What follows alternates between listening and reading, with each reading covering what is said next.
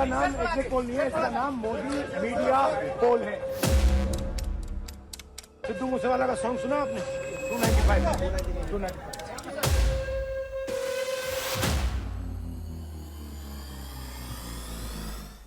नमस्कार, सुदर्शन न्यूज में आपका स्वागत है। मैं हूं मुकेश कुमार और आप देख रहे हैं जवाब तो चाहिए।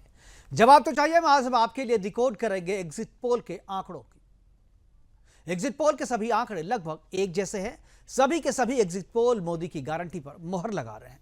एनडीए की सरकार तीसरी बार बना रहे हैं और मोदी जी को प्रधानमंत्री के रूप में लगातार तीसरी बार शपथ दिलवा रहे हैं। फर्क सिर्फ इतना है कि सीटों की संख्या कोई 400 पार बता रहा है तो कोई 400 के भीतर। बीजेपी के नेतृत्व वाले गठबंधन का परचम हर तरफ लहरा रहा है और राहुल गांधी के कांग्रेस के नेतृत्व वाला इंडी गठबंधन को 100 का आंकड़ा पार भी बमुश्किल होता दिख रहा है। राज्यवार सीटों के आकलन में जो दिखाया जा रहा है उसमें भी तकरीबन सभी एग्जिट पोल एक जैसे ही दिख रहे हैं। 2 से 5 सीटों का अंतर राज्यवार आंकड़ों में दिख रहा है, लेकिन यह अंतर कोई खास मायने नहीं रखता। सीटों की संख्या से ठसाठस एनडीए गठबंधन सरकार बनाने की तरफ निश्चिंत है। एग्जिट पोल में इंडी गठबंधन को भले ही सीटों के लाले पड़ रहे हो, नंबर ट्रिपल डिजिट तक नहीं पहुंच पा रहा हो, लेकिन वो निराश नहीं है। एग्जिट पोल को मोदी का पोल, पीएमओ का आंकड़ा बताकर वो अपना दिल बहला रहे हैं। चुनाव आयोग से भी शिकायत कर रहे हैं और अपने कार्यकर्ताओं को काउंटिंग सेंटर पर मुस्तैदी से जमे रहने का संदेश दे रहे हैं और किसी भी तरह की गड़बड़ी की आशंका से निपटने के लिए तैयार रहने के लिए भी कह रहे हैं। ठीक ही है, एग्जिट पोल तो एग्जिट पोल है, कोई एग्जैक्ट पोल तो है नहीं। कुछ घंटों के बाद परिणाम भी आ जाएंगे, लेकिन परिणाम से पहले और एग्जिट पोल के साथ एक और आकलन आया है। वो आकलन है अंक ज्योतिष का, ग्रहों की चाल के ज्ञाता आचार्यों और ज्योतिषाचार्यों का। जो ग्रहों की दशा, उनकी चाल और अंकों के गणित के आधार पर प्रधानमंत्री मोदी और कांग्रेस नेता राहुल गांधी का आकलन कर रहे हैं। यह आकलन वैसा नहीं है जैसा सारे एग्जिट पोल बता रहे हैं। आज अपने प्रोग्राम में हम आपको बताएंगे कि क्या ज्योतिष की गणना क्या है उनका आकलन, क्या ग्रहों की चाल कर्म पर है भारी, क्या अंक ज्योतिष के आधार पर की गई गणना बदल देगा नेताओं का भविष्य, क्या झूठे साबित होंगे एग्जिट पोल के दावे और सच हो जाएगा ज्योतिषाचार्यों के दावे। दिल्ली को लेकर के ज्योतिषाचार्यों के दावे से क्यों मच गया है हड़कंप, करेंगे चर्चा। और चर्चा के लिए हमारे साथ कुछ मेहमान होंगे, उनसे भी हम आपको परिचय करवाएंगे। लेकिन एक बार हम दिखाते हैं आपको कि विभिन्न जो एग्जिट पोल करने वाली जो एजेंसियां हैं उन्होंने क्या क्या दावे किए हैं, कितने आंकड़े, उनके आंकड़े क्या है कि उन्होंने कितना नंबर दिया है किसको, वो अब दिखाते हैं। ये सुदर्शन पुल एग्जिट प्रबोधिनी ग्रुप के साथ जो सुदर्शन न्यूज ने किया था उसमें 373 से 404 बीजेपी प्लस यानी एनडीए को, कांग्रेस यानी इंडी गठबंधन को 29 से 35 और अदर्स के खाते में 94 से 104 सीटों का आकलन हमने किया था प्रबोधिनी के साथ मिलकर के। अब एबीपी सी वोटर ने जो किया था उसका आकलन भी तकरीबन ऐसा है। इंडी गठबंधन को 152 से 182 और जो एनडीए है उसको 353 से 383 यानी 400 के भीतर और अदर्स के खाते में बाकी सीटें जाती दिख रही है। इंडिया टीवी सीएनएक्स ने जो किया है उसमें एनडीए को 371 से 401, कांग्रेस के इंडी गठबंधन को 109 से 139 और अदर्स के खाते में 10 और 20, 10 से 20 यानी अदर्स वाले कुछ नंबर जो है सीएनएक्स ने कांग्रेस के साथ जोड़ दिया और ट्रिपल डिजिट में उनके नंबर को दिखाया है। ऐसा ही फर्क जो है आपको 2-3 जो भी आंकड़े आप देखेंगे एग्जिट पोल में इतना ही अंतर है, यानी एनडीए का आंकड़ा जो है वैसा ही है, 400 के पार होता दिख रहा है। लेकिन कांग्रेस वाले गठबंधन में कोई ट्रिपल डिजिट के नीचे यानी 100 के भीतर बता रहा है तो कोई जो है 100 के बाहर बता रहा है। उनसे उनकी जो बची हुई सीटें हैं वो अदर्स में दिखाई जा रही है। यहाँ पर इंडिया टीवी सीएनएक्स ने जो किया था उसमें अदर्स के खाते में कम और इंडी गठबंधन के खाते में अदर्स के खाते वाले नंबर जो है जोड़ करके 109 से 139 जो है ये बताया गया है। तो ये तो थी कुछ जो दूसरे एजेंसियों ने जो किया था ये उसका आंकड़ा था। सुदर्शन न्यूज प्रबोधिनी का आंकड़ा और एबीपी का आंकड़ा बताया आपको मैंने और सीएनएक्स का बताया आंकड़ा। अब इन आंकड़ों के आधार पे, ये आंकड़े सबको ही देख रहे थे और इन आंकड़ों के आधार पे जो ज्योतिषीय गणना करते हैं उनके दावे अलग हैं। उनका कहना है कि ठीक है मोदी सरकार तो बन रही है लेकिन जो दावे किए जा रहे हैं अंकों के वो दावे जो है उनके हिसाब से नरेंद्र मोदी जी के जन्म पत्री के आधार पर, यानी उनका जब जन्म हुआ था उसके आधार पर ग्रहों की जो दशा थी और आज जो दशा है, जब चुनाव का ऐलान हुआ था उस समय जो दशा है और जिस दिन पहले फेज का इलेक्शन हुआ और जब लास्ट फेज का इलेक्शन हुआ और जिस दिन मतगणना है, इन सारे गणितों के आधार पर, इन सारे नंबर्स के आधार पर ज्योतिषाचार्य ने आकलन किया है। अंक गणित के आधार पे क्या है उनका आकलन, एक बार मैं अपने पीसीआर से कहूंगा कि एक बार वो आकलन भी दिखाएं जो हम लोगों ने ज्योतिष से अभी थोड़ी देर पहले करीब 3:30 बजे के आसपास हमने ज्योतिषों से बात की थी और उन्होंने जो आंकड़े जो आकलन किया था, उस आकलन के आधार पर ये प्रोग्राम कर रहे थे। एक बार मैं चाहूंगा उसकी जो कटिंग संख्या 7 जी सांसदों की बीजेपी को 2 दी है, कांग्रेस को 2 दी है, आपको 3 दी है मैंने। अच्छा, मतलब आपके कहने के हिसाब से 5 सीट बीजेपी लूज कर रही है यहाँ पे, ये कह रहे हैं आप? मेरे कैलकुलेशन के आधार पर बीजेपी 7 की 7 सीटें दिल्ली में जीत करके आ रही है। बिल्कुल। शास्त्री जी, आपके हिसाब से? मैं यहाँ पर कहूंगा कि जो हमारा अपना कैलकुलेशन है, कहते मुंडे मुंडे मतिर भिन्ना, हर एक व्यक्ति का एक अपना मत होता है और अपने कैलकुलेशन या अपने गणित का एक सिस्टम होता है। यहाँ पर बीजेपी 6 दिखा रहा है और एक अन्य 50-50 में जा सकता है। अच्छा, मतलब आप कह रहे हैं जो ऑलमोस्ट जो है 6-7 आप कह रहे हैं, मतलब 6 जीत जाएगी, एक पे 50-50 का चांस है। मैं अगर न्यूमरोलॉजिकली कैलकुलेशंस की बात करता हूं तो 4 जून 2024 को रिजल्ट आ रहा है। टोटल अंक का योग 9 आता है, 4 अंक जिसका स्वामी ग्रह राहु हैं, और नरेंद्र मोदी जी का जन्म 17 तारीख को है, 17 सितंबर को है। मूल अंक उनका 8 हुआ। राहुल गांधी जी का मूल अंक 19 जून को उनका जन्म है, 19 जून 1970 को।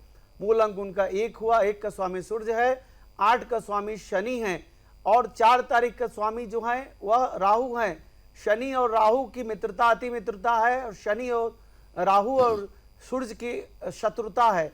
इसलिए हम कह सकते हैं कि राहुल गांधी जी को उनके मन के अनुकूल सीटें नहीं आएंगी।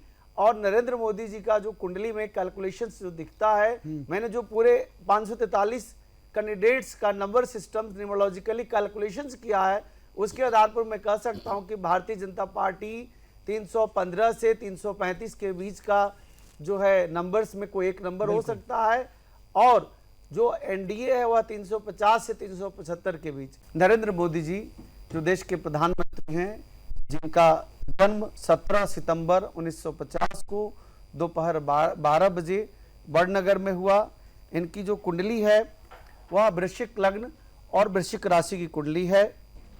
लग्न के 4th हाउस में गुरु बृहस्पति बैठे हुए, जनता के घर में जो जनता का हाउस है उसमें बृहस्पति बैठे हुए हैं, और बृहस्पति का बैठना इसका मतलब है कि धर्म के प्रति झुकाव, धर्म के प्रति लगाव और देवताओं के प्रति उपासना में बहुत ज्यादा विश्वास।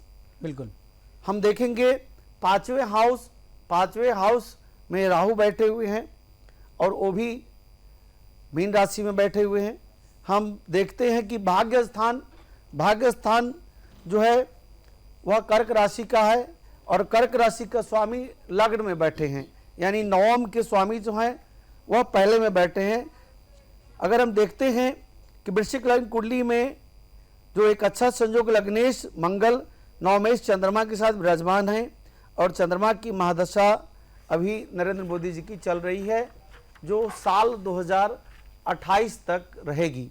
28 तक रहेगी? साल 2028 तक नरेंद्र मोदी जी की कुंडली में मंगल की महादशा रहेगी, और अभी चूंकि वह एज ए प्रधानमंत्री कंटिन्यू मंगल की महादशा में दूसरी बार बने हैं, तो यह महादशा 2028 तक रहेगा, यानी कंटिन्यूटी जो है प्रधानमंत्री पद का इनका बना रहेगा।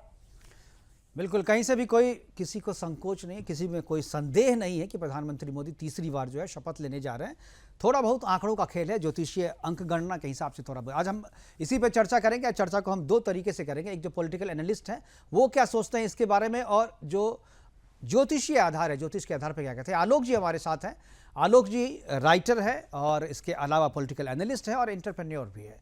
और पॉलिटिकल एनालिस्ट इस मायने में कि वो चीज़ों को बहुत अच्छी तरीके से समझते हैं, राजनीति को देखने का इनका दृष्टिकोण जो है वो अपना है। मैं सबसे पहले शुरुआत आलोक जी से ही करूंगा, और डॉक्टर पीके शास्त्री हमारे साथ हैं, सुबह में भी हमारे साथ थे, अभी आपने इनका आकलन भी हम सुने। हम डॉक्टर आलोक कुमार जी से शुरुआत करना चाहेंगे। आलोक जी, पूरे चुनाव को देखा, 7 चरणों के चुनाव को देखा, कल एग्जिट पोल भी आपने 1 तारीख को देखा होगा, और अब जो है कल यानी अब से कुछ घंटों के बाद जो है हम परिणाम भी आने शुरू हो जाएंगे।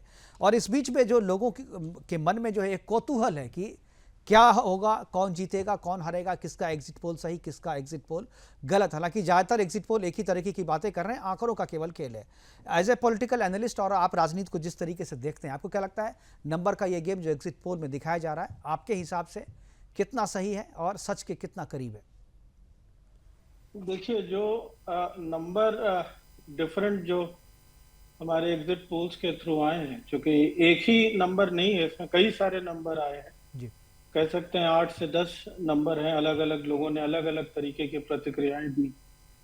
और ये जो नंबर आ रहा है, इसको देख करके आश्चर्य नहीं हो रहा है, बिकॉज ये नंबर जो है, ये पिछले 10 साल के जो कार्यकाल रहा है मोदी जी का और भारतीय जनता पार्टी का, उसके अंदर लोगों ने अपना विश्वास व्यक्त किया है, और ये विश्वास ही दर्शाता है उस नंबर के प्रति।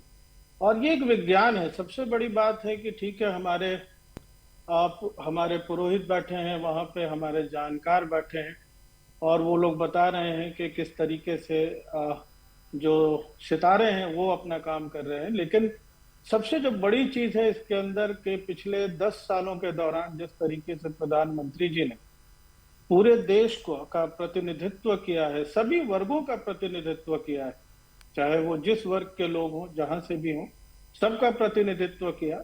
और इसी प्रतिनिधित्व का और उनके काम की एक तरीके से ये उन्होंने जो काम किया है, उसके काम का ही ये रिफ्लेक्शन, उसके काम का ही ये प्रतिबिंब है जो एग्जिट पोल में आया है।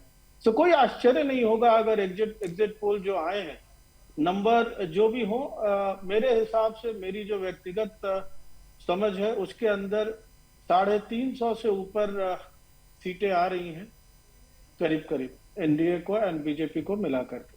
अच्छा, मतलब आप भी ये कह रहे हैं जो एनडीए जो है 400 का आंकड़ा जो है वो पार नहीं कर रहा है, 350 के, यानी सरकार कंफर्टेबली जो है वो बनती आराम से। बिकॉज देखिए, अगर वैज्ञानिक तौर पे इसको देखें और जितनी सीटें जो लोग इन लोगों ने कंटेस्ट किया है, सारी चीजों को देखते हुए 350 के ऊपर मेरा अपना व्यक्तिगत तौर पे आकलन है कि जो नंबर है वो 350 के ऊपर होगा। वो 360 हो सकता है, 65 हो सकता है। सारी चीजों को पूरे हिंदुस्तान के परिप्रेक्ष्य में देखने पे जो मुझे समझ में आ रहा है वो मैंने बताया। जी, डॉक्टर पीके शास्त्री, सुबह में भी आपसे शास्त्री जी बात हो रही थी, सेलिब्रिटी ज्योतिष है और बहुत ही ग्रहों की गणना पे बहुत ही ध्यान रखते हैं, ग्रहों की चाल पे इनकी नज़र होती है। और आज जब सीटों के आकलन के बारे में शास्त्री जी हम लोग बात कर रहे थे तो आप मोटा मोटी नंबर बता रहे थे सीटों और राज्यवार जो वर्धन है, राज्यवार वर्धन में अभी एक और मैं बताऊंगा, जैसे कि शास्त्री जी जानते होंगे कि दिल्ली को लेकर के जो है, जो हमारे साथ व्यास जी बैठे हुए थे, व्यास जी ने दिल्ली को लेकर के एक जो घोषणा की कि दिल्ली में केवल 2 सीटें बीजेपी के खाते में जाएगी, 5 सीटें जो है उनके हाथ से निकलती हुई दिख रही है। मैं चाहूँगा कि इस पे राज्यवार, शास्त्री जी आप भी वहाँ पे थे जब ये घोषणा हो रही थी, क्या आपको लगता है कि दिल्ली के बारे में जो कही गई और भी दूसरे शब्द, दिल्ली पे खास तौर पे कहूँ, क्या दिल्ली में जो ये आकलन किया गया है और ये जो आकलन है वो ग्रहों की चाल के हिसाब से उन्होंने कहा, क्या आपको लगता है, आप भी ज्योतिष है, क्या आपको लगता है कि दिल्ली में ये दावा सही है ज्योतिषाचारी का? शास्त्री जी की आवाज एक बार देखें, शायद आवाज है, शास्त्री जी की आवाज मिल रही है आपको? शास्त्री जी के पास आवाज नहीं है, वापस मैं आलोक जी के पास जाऊंगा। आलोक जी, क्या आपको लगता है ये जो नंबर जो बताया जा रहा है 300-400 के पार, शुरू से बीजेपी ने कैंपेन का आधार ही रखा 400, क्या ये लगता है कि साइकोलॉजिकली विपक्ष पे भारी पड़ने के लिए 400 पार का की बात रखी गई है और एक रणनीति के तहत जो है 400 पार का दावा किया गया और उसमें बीजेपी जो विपक्ष है वो उलझ के रह गया और इसीलिए जो है चुनाव के नतीजे जो आ रहे हैं, जो एग्जिट पोल में दिखाया जा रहा है, उसमें विपक्ष पिछड़ता हुआ नजर आ रहा है?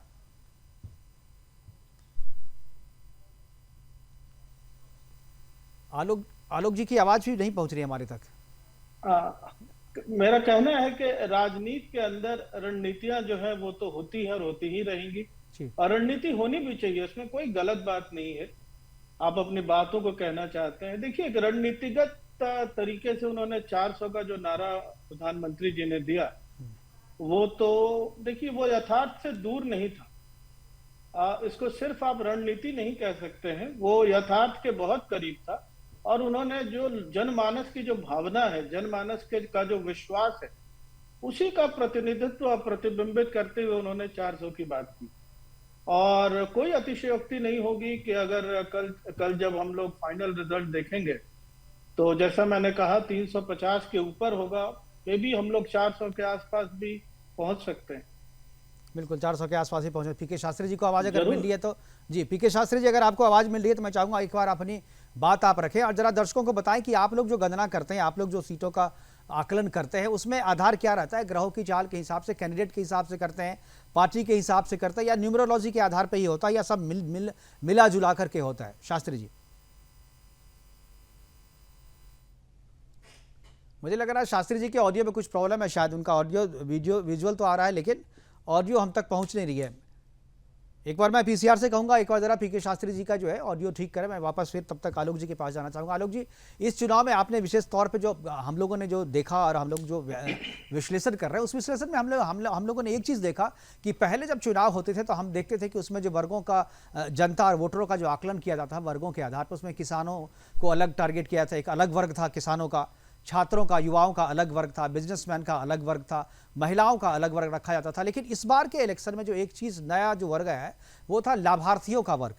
पहली बार हमने देखा कि जो लाभार्थी, जो सरकार की योजनाओं से सरकार ने जो काम किया है और सरकार की योजनाओं से जिनको लाभ मिला है उनका एक अच्छा खासा वर्ग है जो सरकार को और खासतौर पे मोदी को सपोर्ट कर रहा है और मोदी को जो है वोट वो कर रहा है। क्या आपको लगता है यह जो वर्ग है ये लोकतंत्र की जीत है और वास्तव में इन्हीं वर्ग के आधार पे चुनाव होना चाहिए और हर एक सरकार को इसी तरीके के वर्ग को क्रिएट करना चाहिए ताकि उनको अपने काम के आधार पे जो है वोट मिल सके, जात और धर्म के नाम पे नहीं?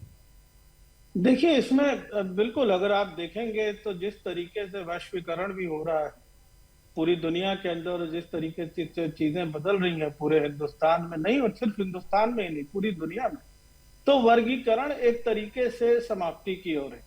दूसरी बात हम कहना चाहेंगे, हर 10 वर्षों में अगर आप देखेंगे, अगर आप पीछे के जो वर्ष रहे हैं उनका अवलोकन करेंगे तो समाज के अंदर कहीं ना कहीं एक परिवर्तन होता है हर 10 वर्ष, हर दशक में। तो इस दशक का यह परिवर्तन है जिसका नेतृत्व प्रधानमंत्री जी ने खुद किया और उनकी जो नीतियां थी, उनके जो विचार थे और सबसे बड़ी बात है उनका जो प्यार है भारत के लोगों के प्रति, उसको कभी भी वर्गों में नहीं बांटा जा सकता। उसको हमेशा इस नजरिए से देखना चाहिए कि हम लोग सब भारतीय हैं, एक हैं, राइट। और भारतीय होने के नाते हम लोगों को एक भारत और एक भारतीय, एक भारत के तौर पे हम लोगों को देखना चाहिए और वही चीज अभी प्रतिबिंबित होता हुआ दिख रहा है इस चुनाव में। आप देखें, वर्गों से परे हट करके लोगों ने अपनी विश्वास, अपनी आस्था जाहिर की है भारतीय जनता पार्टी के प्रति और प्रधानमंत्री नरेंद्र मोदी जी के प्रति। बिल्कुल बिल्कुल, आपने सही कहा। जो सब चीज़ से हट करके प्रधानमंत्री मोदी के प्रति अपनी आस्था को व्यक्त करते हुए उन्होंने वोट हासिल किया है और अपने काम के आधार पर उन्होंने वोट हासिल किया है और जनता जो है उन्होंने वोट दिया। डॉक्टर पीके शास्त्री जुड़ गए, आवाज़ आ रही है शास्त्री जी आपको? जी, तीसरी बार मैं आपसे जुड़ने की कोशिश कर रहा हूं। दिन में भी आप हमारे साथ में थे और जो ग्रहों की दशा पे हम लोग बात करते हैं, ग्रहों के चाल पे और जो न्यूमरोलॉजी के आधार पे आप लोग दावा करते हैं, ये नंबरों का आकलन आप लोग किस तरीके से करते हैं? क्या जो कैंडिडेट है उस कैंडिडेट के आधार पे करते हैं, उनके ग्रहों की दशा पे, या पार्टी के ग्रहों की दिशा पे, या लीडर जो गठबंधन का जो लीडर है जिसके नाम पे वोट मांगा जा रहा है उसके आधार पे करते हैं? लोगों को कंफ्यूजन है कि भाई ज्योतिष तो उस तरीके से, या लोग कुछ मुझे यह भी कह रहे हैं उस प्रोग्राम के बाद देखने के बाद तो जो हर एक चीज़ में ज्योतिष जो है अपना विज्ञान घुसाना चाहता है। क्या यह सही में वैज्ञानिक तरीके से किया गया आकलन होता है या एक अंदाज कर लिया जाता है, जब जिस तरीके से लोग कर रहे हैं उसी तरह से एक अपना अंदाजा भी बाजार में उछाल दिया, सही हुआ तो ठीक है, लग गया तो तुक्का, नहीं तो तीर? शास्त्री जी, धन्यवाद करूंगा कि आपने जो ये विषय उठाया है, हमारे बहुत सारे तमाम जो दर्शक हैं उनके दिल और दिमाग के अंदर में गूंज रहा होगा, तो इसके लिए मैं धन्यवाद करूंगा जी। और मैं बताना चाहूंगा कि ज्योतिष कोई तुक्का नहीं है। वेदस्य चक्षु ज्योतिषम, वेद की जो चक्षु है वह ज्योतिष है और ये ज्योतिष का जो इतिहास है ये तब से लिया गया जब हमारे सूर्य और चंद्रमा का उदय हुआ था। अब आपने पूछा कि आप किस आधार पर इसका जो आकलन करते हैं, तो जो मेन पार्टी होती है, अब भारतीय जनता पार्टी है, इसकी क्या राशि बन रही, कांग्रेस की क्या राशि बन रही है। दूसरे नंबर पे हमारे जो प्रधान लीडर हैं माननीय श्री नरेंद्र मोदी जी या श्री राहुल गांधी जी, या हमारे जो गठबंधन के बड़े लीडर हैं जी, इन लोगों की कुंडलियों का आकलन करने के बाद में बोला जाता है, ये नहीं कि आज हमने एग्जिट पोल देख लिया और कोई भी आदमी किसी तरह की टिप्पणी करते, ये कहना बिल्कुल गलत है। यहां पर हम देखें, सबसे मैं अब यहां पर मैं बात करूंगा कि वर्तमान में किसकी दशा में चुनाव हुआ है। राजा कौन है? मंगल है। मंत्री कौन है? शनि है। अगर हम नरेंद्र मोदी जी की कुंडली पे ही बात कर ले तो उनकी वृश्चिक लगन बन रही है और वृश्चिक राशि बन रही है। तो कहते हैं कि संगात सन जाए ते कामा, कि अगर कोई भी व्यक्ति किसी के साथ में रहता है तो उसके संगत के गुण और असर आते हैं। अब यहाँ पर राजनीति के क्षेत्र में मेन अगर हम देखें तो मंगल और बुध का बड़ा प्रभाव माना जाता है। यहाँ पर जनता की कोई लहर नहीं है, मोदी जी की कोई लहर नहीं है, ये कहना बिल्कुल गलत है। ये जो इस बार का चुनाव है, पीछे अगर हम देखें तो कम से कम 4 दशक और आगे जाएंगे तो ऐसे ही 2-3 दशक तक इस तरह का जो ये ऐतिहासिक चुनाव हुआ है कि बिल्कुल जनता साइलेंट मूड में है, किसको वोट देना है किसको नहीं देना। सर स्टूडियो में हूँ थोड़ी देर। तमाम पार्टियां तरह तरह की रिझाने की कोशिश करेंगी, उसका कोई प्रभाव नहीं। यहाँ पर सिर्फ पुरुष बली नहीं होते, समय होत बलवान। इंसान बड़ा नहीं होता है, प्लानेट बड़े होते। और यहाँ पर बीजेपी के भी प्लानेट अच्छे हैं और मोदी जी के भी प्लानेट अच्छे हैं। इसके कारण से ज्यादा लोग इन पर विश्वास और भरोसा जता रहे हैं और कहीं ना कहीं जनता का जो निर्णय है वो बीजेपी के पक्ष में जाते दिखाई दे रहा है। इस तरह के ये प्लानेट हैं, तब जाकर के ये चीजें संभव हो पा रही हैं। एक चीज़ मैं शास्त्री जी और भी मैं जानना चाहूँगा, ज्योतिषीय आकलन के आधार पर आप लोग एक बार भविष्यवाणी कर देते हैं। मैं अगर पीछे एक दो उदाहरण देखूँ, एक दो उदाहरण देखूँ, उस उदाहरणों से लेके करूँगा। इंदिरा गांधी जब राजनारायण से चुनाव जीत गई थी, उसका कोर्ट में चला गया था और चैलेंज किया गया था कि ये चुनाव गलत तरीके से हुआ है। इंदिरा गांधी चुन ली गई थी, जीत भी गई थी, लेकिन बाद में कोर्ट ने फैसला दिया, कहा कि नहीं आपका चुनाव जो है वो खारिज होता है। खारिज होने के बाद इमरजेंसी लगा दी गई थी। तो ये जो आगमन ये क्या है? ये कौन सी ग्रह की दशा थी? ग्रह की दशा थी, मैं जितवा तो दिया लेकिन बाद में जो है फिर उसे हरवा दिया। तो इसमें कौन सी चाल की, कब की चाल को देखा जाएगा? जब कोर्ट में चैलेंज किया गया था उसका, या जब जो न्यायाधीश थे जिन्हें जब फैसला किया वो चाल देखी जाएगी, या जब पहली बार गणना हुई थी और जीत दर्ज करवा दी गई थी इंदिरा गांधी की, तब ये चाल कैसे आप डिसाइड करेंगे? यहाँ पर मैं कहूँगा कि सबसे, मुझे लग रहा आवाज़ एक बार फिर से जो है चली गई है इनकी। तब तक आलोक जी हमारे साथ स्क्रीन पे बने हुए। आलोक जी, जी आप शास्त्री जी आप जो है बार बार म्यूट कर लेते हैं, आपका जो है ना वो म्यूट हो जा रहा है। एक बार आप देख लें तो उसमें मैं एक बार मैं आलोक, आवाज आ रही? हाँ जी अब आ रही है, जी आ रही है आवाज आ रही जी, अब आ रही है। अगर जी आपने अगर मेरा सवाल सुन लिया है तो जवाब दें प्लीज। यहाँ पर मैं कह रहा हूँ कि जब हमारे ग्रह प्रभावहीन होते हैं, जैसे आपने इंदिरा गांधी जी का जिक्र किया कि हम जीत करके भी और कोर्ट में जाना पड़ जाता है, तो कई दफे क्या होता है कि जब हमारे ग्रहों की, अगर बुध कमजोर होता है, जो हमारी वाणी हमारे फेस का प्रमोशन करता है, और अगर ये जब वीक होते हैं तो हम जीत करके भी वो पोजीशन नहीं प्राप्त कर पाते हैं। यहाँ पर बुध ग्रह का बहुत बड़ा महत्व है। कांग्रेस की स्थिति में बुध कमजोर बैठा हुआ है, इनके पार्टी लीडरों का, इसी के कारण से ये सब कुछ होते हुए भी अपना जो प्रमोशन करना चाहिए, जो प्रमोशन उनका होना चाहिए, वो नहीं हो पा रहा है। लेकिन यही चीज, एक दूसरा उदाहरण और है, जॉर्ज फर्नांडिस का एक उदाहरण है। जॉर्ज फर्नांडिस के चुनाव को भी चैलेंज किया गया था और जॉर्ज फर्नांडिस 5 साल तक ये केस चलता रहा। 5 साल जब उनका कार्यकाल खत्म हो गया तब जो है जॉर्ज फर्नांडिस हार गए और जो उनका विपक्षी था वो जीत गया था। फिर भी लेकिन कोई फायदा नहीं, 5 ही साल का तो कार्यकाल होता है। 5 साल के बाद फायदा अगर मिल भी गया, जीत भी गए वो कोर्ट से, तो ये किस ग्रह के हिसाब से आप कह सकते हैं? मैंने वही चीज बताई सर कि अगर हम जीत करके भी इस पोजीशन को प्राप्त नहीं कर पाते, बुध ग्रह प्लानेट अगर हमारा वीक होता है ना, तो आदमी जीत करके भी हारा हुआ माना जाता है।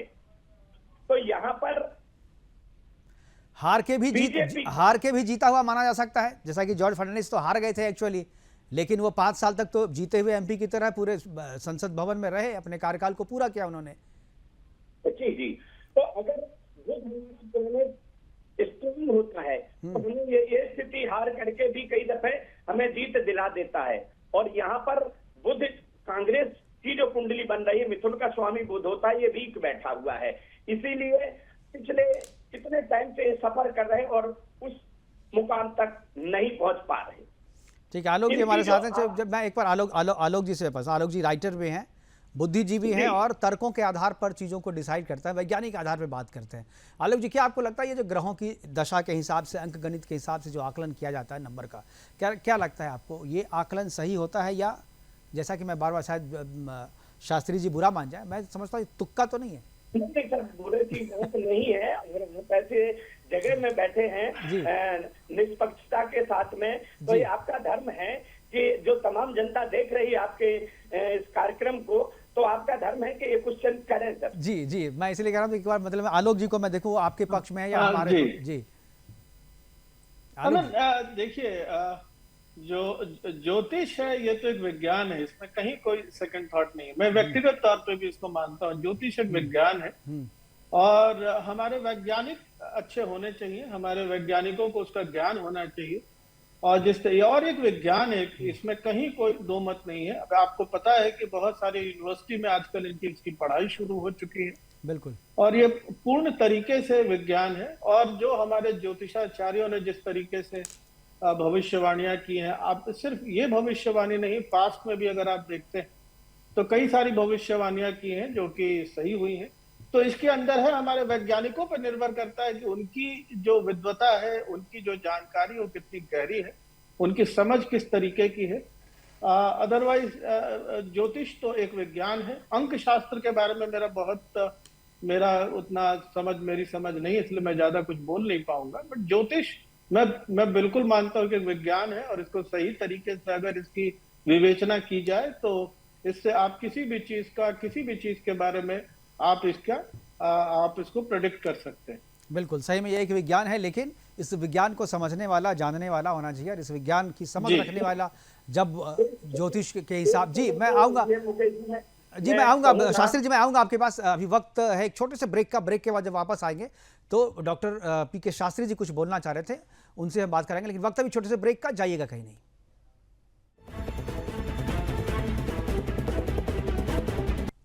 ब्रेक के बाद आपका स्वागत है। एग्जिट पोल को हम डिकोड करने की कोशिश कर रहे थे और ज्योतिषीय विज्ञान के हिसाब से जो आकलन किया गया है उसकी भी हम बात कर रहे थे। और हमारे साथ दो मेहमान, आलोक कुमार जी और डॉक्टर पीके शास्त्री जी हमारे साथ जुड़े हुए, उनसे हम चर्चा को आगे बढ़ाएंगे। लेकिन उससे पहले देखते हैं कि कल जो हमने दिल्ली के बारे में जो एग्जिट पोल किया था, दिल्ली के आंकड़े क्या कहते हैं और मध्य प्रदेश के आंकड़े क्या कहते हैं, फिर उन्हीं आंकड़ों पर हम बात करेंगे डॉक्टर पीके शास्त्री से।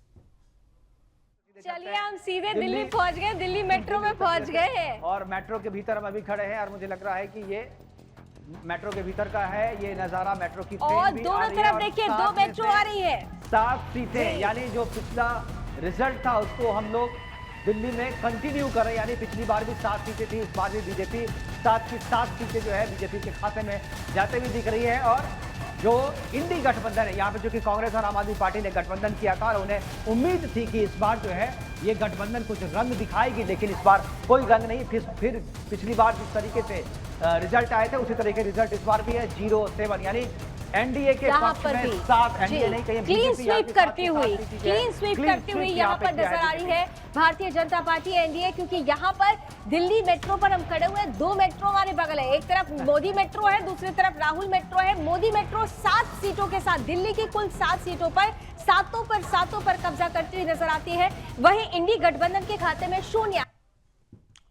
तो दिल्ली में 7 की 7 सीटें जो वो एनडीए के खाते में जाते हुए दिखे। लेकिन जो व्यास जी हमारे साथ सुबह जुड़े हुए थे, उनका कहना है कि दिल्ली में केवल 2 सीटें जो हैं वो बीजेपी के खाते में जा रही, बल्कि बाकी जो सीटें हैं वो इंडी गठबंधन के खाते में जाते हुए दिख रही है। पीके शास्त्री भी उस समय हमारे साथ हैं। पीके शास्त्री जी के पास जाएंगे एक बार, और शास्त्री जी कुछ अपनी बात भी रखना चाह रहे थे।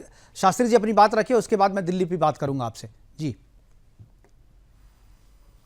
बात करूंगा कि आप जिस तरह से जो लोगों के प्रति ज्योतिष में एक भाव है और लगाव है, और जैसा कि हमारे आलोक सर ने भी कहा, तो वास्तव में ये ज्योतिष एक साइंस है और एक विज्ञान है। और हमारी अपनी कैलकुलेशन करने की कितनी शक्ति है, कितनी योग्यता है। संस्कृत में एक सूत्र आता है कि मुंडे मुंडे मतिर्भिन्ना।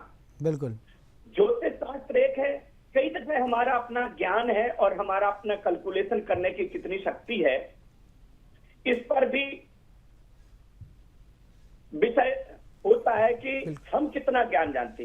पर अभी तक का हम लोगों का जो अपना कैलकुलेशन है, इससे पहले भी हमने बहुत सारे उस पर किया, तो ज्योतिष जो बताती, कहते ज्योतिष कुछ करती नहीं है पर वो देख सकती है। तो जो इस टाइम पे यहाँ पे दिख रहा है वो कहीं ना कहीं अपना पूर्ण रूप से बीजेपी 115 से 45 के बीच का योग बना रहा है।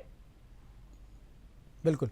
मैं इस पे सवाल इसलिए, मैं थोड़ा जो संशय जो हमारे पास जो सोशल मीडिया पे पोस्ट डालने के बाद जो हमारे जो दर्शक हैं जो जानना चाहते हैं उनके जो सवाल है वही सवाल मैं आपसे पूछ रहा हूँ और उसी पे मैं चाह रहा हूँ कि आप जवाब दें। कुछ लोगों ने ये जानना चाहा है कि जो ज्योतिष शास्त्र के आधार पर जो आकलन किया जाता है, जो रिजल्ट बताए जाते हैं वो हमेशा सही नहीं होते हैं। जो सही होता है, जो जब दावा उनका लग जाता है, यानी इसीलिए बोलते हैं ये तीर या तुक्का है, अगर तुक्का लग गया तो अपने आप को बड़े ज्योतिष शास्त्र कहने लगते हैं, अपने आप को कहते हैं कि बहुत बड़े शास्त्रीय हो गए हम, लेकिन जब नहीं लगता है तो वो चुपचाप बैठ जाते हैं।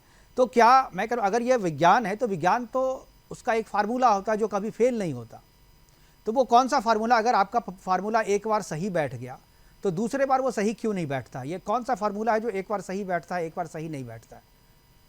देखिए, एक चीज मैं आपको यहाँ पर स्पष्ट तौर पे कहना चाहता हूँ कि एक ये विज्ञान है और एक हमारी अपनी कैलकुलेशन की। अभी मेडिकल डॉक्टर के पास में जाते हैं, एक डॉक्टर से हम दवाई लेते हैं, अगर उससे हमें नहीं लाभ मिलता है, क्योंकि वो भी साइंस का पढ़ा हुआ होगा डॉक्टर, और जी हेलो जी आ रही है, आवाज आ रही है। वो हाँ, बार बार ब्रेक हो जाती है, एक फोन आ रहा था जी। और हम दूसरे डॉक्टर के पास में जाते हैं और वो दवाई ट्रीटमेंट हमारे को देता है और कहीं ना कहीं हमारे को लाभ हो जाता है। बिल्कुल जी, तो ऐसे ही ज्योतिष एक अपना कैलकुलेशन है। अब कोई ज्योतिषी कहे कि हम ही भगवान है, हमने जो कह दिया वही सर्वोपरि है, ये बिल्कुल मेरा इस चीज पर मानना नहीं है। ठीक है, मैं वो बात नहीं कर रहा था, मैं कह रहा था कैलकुलेशन, अगर ये विज्ञान है तो इसका कैलकुलेशन हमेशा सही होना चाहिए, एक बार सही एक बार गलत ऐसा नहीं होना चाहिए। इसीलिए लोगों को आशंका बढ़ती है और इसीलिए लोग सवाल खड़े करते हैं और इसलिए कहते हैं कि ज्योतिष शास्त्र जो है वो कोई विज्ञान नहीं है, इसलिए वो जी। जैसे कि मैंने पहले इसी बात का जिक्र किया है कि मुंडे मुंडे मतिर भिन्ना, हमारा अपना अपना एक मत होता है, हमारी कैलकुलेशन करने की शक्ति कितनी है, हमारी योग्यता इस पर बहुत ज्यादा डिपेंड करता है। ठीक है, चलिए अब मैं दिल्ली की बात करता हूं, मैं आलोक जी के पास चलता हूं। आलोक जी, दिल्ली में आप रहते हैं, आप दिल्ली के बारे में जानते हैं। दिल्ली में लोग कह रहे हैं कि जितने भी एग्जिट पोल हैं सभी 7 के 7 जो है सीटें जो है वो बीजेपी के खाते, मतलब एनडीए के खाते में दिखा रहे हैं। लेकिन आज मैं जिन ज्योतिष व्यास जी के पास गया था, वो आए थे हमारे स्टूडियो में, उन्होंने कहा कि नहीं, 5 सीटें जो हैं वो इंडी गठबंधन के खाते में जा रही है और 2 जो है सीटें वही केवल बीजेपी के पक्ष में जाती हुई दिख रही है। उनका कैलकुलेशन था। अब इस कैलकुलेशन को हम यकीन करें नहीं करें, क्योंकि मेरा कोई इसमें आकलन नहीं, मैं तो कल रिजल्ट आएगा उसके बाद ही कुछ बोलूँगा। मैं आपके जरिए जानना चाहता हूँ और शास्त्री जी के, ये आकलन कैसा है, आपको क्या लगता है? आप अपने अनुभव से बताएं। अब जिन लोगों को आपने देखा, चूँकि दिल्ली को करीब से देख रहे हैं आप, तो दिल्ली की राजनीति में क्या आपको लगता है 7 की 7 सीटें जो हैं सही में एनडीए के खाते में जाती दिख रही है, बीजेपी के खाते में दिख रही है, या आपको लगता है नहीं फाइट है, कुछ सीटें उधर भी जा सकती हैं? आवाज आपकी, आलोक जी आपकी आवाज नहीं पहुंच रही है। जी पारंपरिक तौर पे अगर आप देखें तो दिल्ली के अंदर हमेशा से बीजेपी ने बढ़िया प्रदर्शन किया है। बिल्कुल। और खास करके पिछले लोकसभा चुनाव को देखें ले, अगर उसके पिछले वाले लोकसभा चुनाव में भी देखें तो दिल्ली के अंदर काफी अच्छा इनका प्रभाव रहा है और काफी अच्छा परफॉर्मेंस भी रहा है। रही बात इस साल की, तो देखिए आप 2 चीजें हैं। एक तो है कि जो नॉइज लेवल कई दफा क्रिएट होता है जमीन पे, जरूरी नहीं है कि वो वोटों में भी कन्वर्ट हो जाए, राइट? बिल्कुल।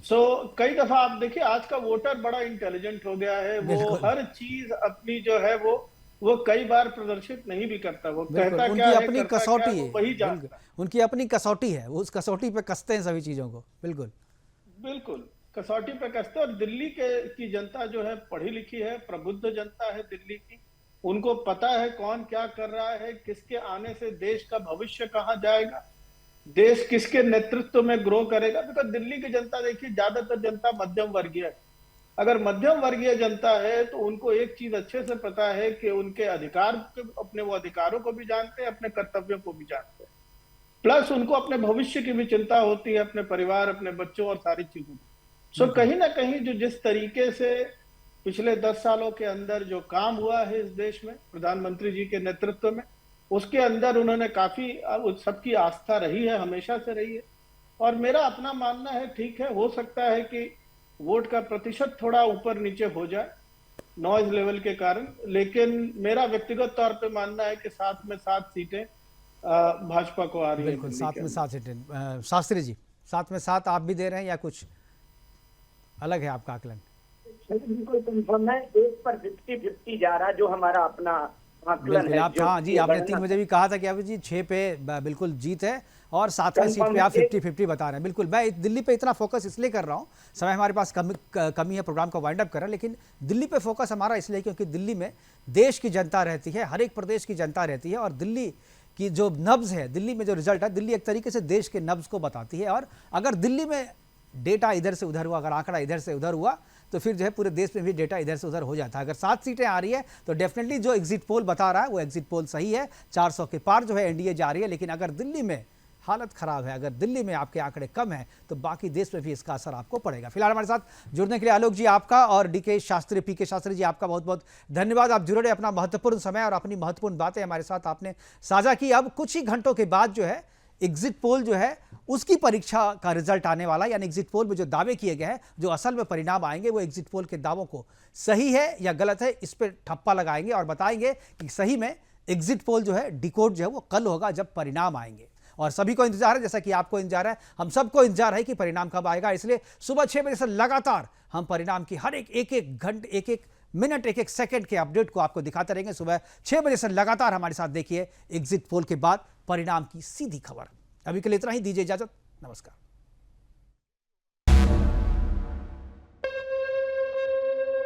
इसका नाम एग्जिट पोल नहीं है, इसका नाम मोदी मीडिया पोल है। सिद्धू मूसेवाला का सॉन्ग सुना आपने? 295